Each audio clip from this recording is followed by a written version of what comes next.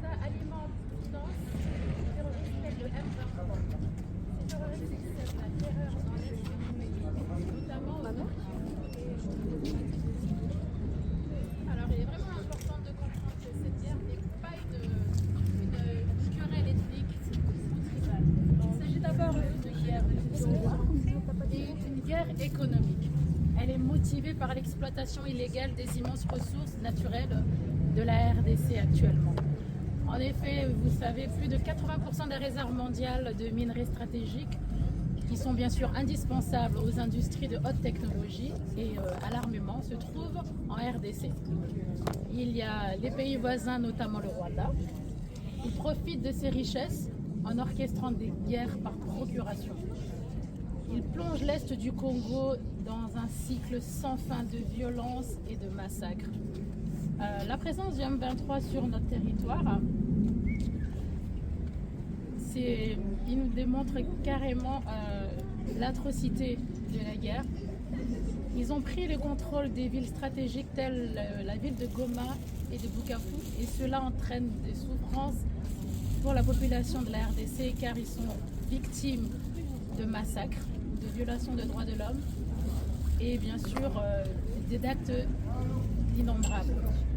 Ces groupes d'ailleurs sont soutenus par des groupes multinationales et des hypocrites, sans compter aussi l'Europe qui en effet les soutient. Et aujourd'hui, je désire briser le silence. Nous devons en effet témoigner de tous ces actes, soutenir les victimes, les orphelins et aussi interpeller les forces internationales pour pouvoir aider, pour pouvoir soutenir cette population qui saigne atrocement.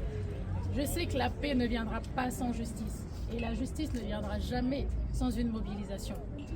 Je vous demande à vous tous et à vous toutes de pouvoir devenir la voix de ceux qui n'en ont plus. Nous avons les réseaux, nous avons nos voix pour pouvoir créer la justice ici, pour pouvoir en effet dire que l'Est de la RDC n'est pas une zone grise. C'est une zone où des atrocités sont en train d'être perpétuées et nous sommes tous témoins et l'acteur et nous devons être des acteurs pour le changement. Je me tiens ici devant vous avec un cœur chargé de douleur mais aussi d'espoir.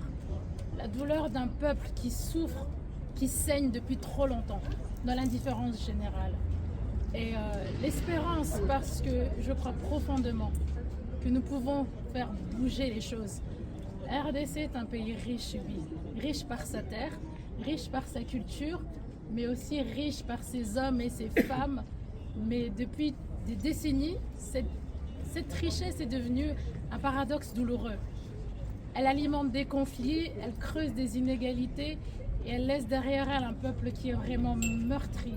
Il y a énormément de conflits qui sont oubliés, il y a des peuples et des jeunes qui sont sacrifiés et de l'instabilité politique, sans compter des violences sexuelles utilisées comme armes de guerre. Il y a des déplacements encore qui sont forcés et c'est actuellement des réalités quotidiennes pour des millions de Congolais.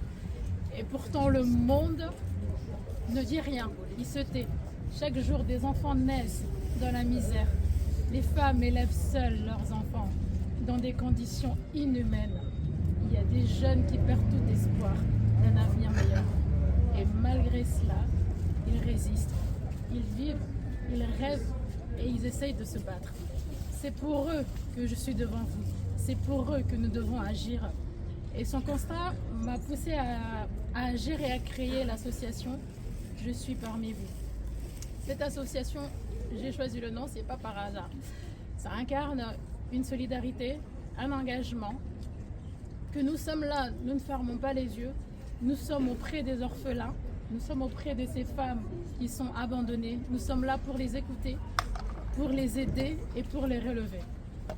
Je ne prétends pas pouvoir tout changer, mais juste un petit repas, un toit, une oreille attentive, un mot d'encouragement, et c'est tous des petits grains d'espoir que nous sommes capables de pouvoir semer jour après jour. Et bien sûr, je ne suis pas venue pour pouvoir vous culpabiliser ou vous juger, non, jamais. Je suis juste venue pour pouvoir éveiller des consciences, car chacun à notre manière, nous sommes là pour pouvoir être artisans de la paix, en parlant autour de nous, en soutenant des causes, en rejoignant des mouvements et en refusant cette indifférence. Cette situation n'est pas une fatalité, parce que vous voyez bien, il y a aussi au Gaza, toutes ces choses sont en train de se jouer. C'est une responsabilité pour nous tous. Alors je vous demande vraiment du fond du cœur, soyons parmi eux, soyons la voix de ceux qu'on n'entend pas. Nous devons rendre visible tout ce qui est invisible. J'ai créé cette association par le profond sentiment que j'ai pour pouvoir aider ceux qui sont les plus vulnérables face à cette détresse, et j'ai pas pu du tout fermer les yeux. Je suis jeune, je vis très loin de ce pays, mais il m'était impossible de rester indifférent. J'ai la conviction que chacun d'entre nous, à son échelle, peut être en effet une présence réconfortante, peut être un soutien, une voix pour ceux qui n'en ont pas du tout.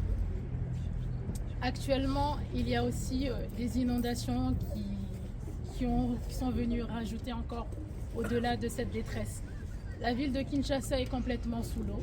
Il y a des gens qui vivent dans la rue complètement. Ils n'ont plus de maison, plus d'eau potable, plus de travail, plus d'école, parce que tout est complètement sous l'eau. Donc ces personnes ont juste besoin de vivre avec un minimum de dignité, de pouvoir se sentir exister. C'est un appel du cœur que je suis venue vous lancer, parce que la RDC est actuellement en train de traverser une crise humaine très profonde.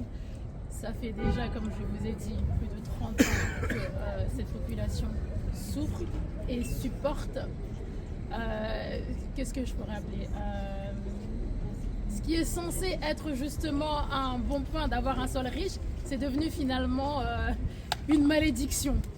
Étant donné qu'ils vivent tous sous le seuil de pauvreté alors qu'ils devraient être le pays le plus riche du monde et vivre mieux. Mais ces multinationaux qui sont ici profitent de tous ces minerais-là et ils n'ont pas du tout le cœur, ils ne sont pas du tout humains. Parce que vous savez bien, nous tous, nous vivons ici avec des ordinateurs, des téléphones et nous utilisons les minerais qui viennent justement du Congo.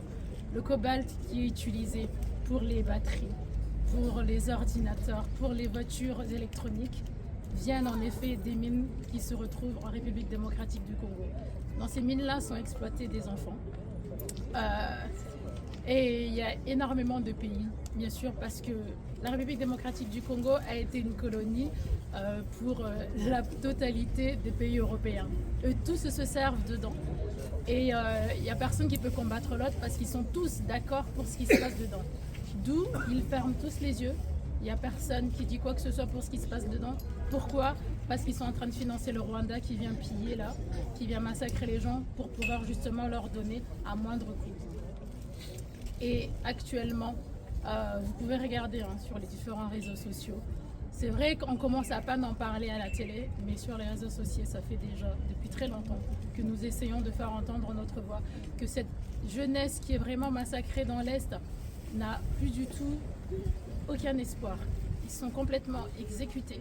On exécute des bébés, on exécute des femmes, on éventre des femmes qui sont enceintes, on égorge la population et notre État ne fait rien. Et l'État occidental non plus ne fait rien du tout. Donc il est vraiment temps que chacun d'entre nous, à notre niveau, puissions œuvrer par rapport à cela. Nous avons créé un collectif qui rassemble les associations africaines et les associations congolaises pour pouvoir œuvrer et faire entendre notre voix. Et nous avons en effet besoin de vous tous. Parce que cette guerre, c'est une guerre qui atteint l'Afrique complète. C'est pas que le Congo, comme vous pouvez le dire. Il y a énormément d'autres pays qui sont en guerre et c'est toute l'Afrique. Pourquoi? Parce que nous avons justement le malheur d'être riches. Donc il serait temps enfin qu'on puisse commencer à profiter de nos richesses. Lorsqu'on vient ici, on nous dit que nous sommes des étrangers, nous sommes des pauvres et que nous n'avons rien. Mais s'il y a autant de peuples qui partent, c'est parce qu'il y a autant de ces multinationaux qui viennent les exécuter chez eux, qui viennent leur piquer ce qui leur appartient pour pouvoir venir l'utiliser ici et eux s'enrichir. Donc je vous remercie infiniment de m'avoir écouté.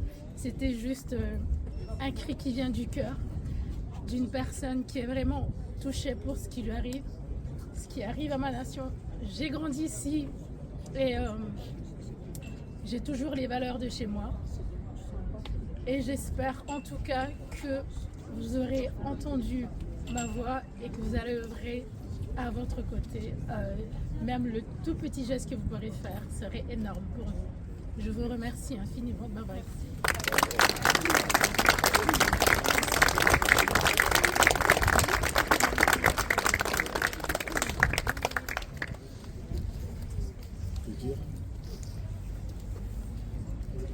Dorothée, merci. Bouchra, s'il te plaît, serre-la dans les bras de la part de tout le monde, s'il te plaît. Prends-la dans les bras.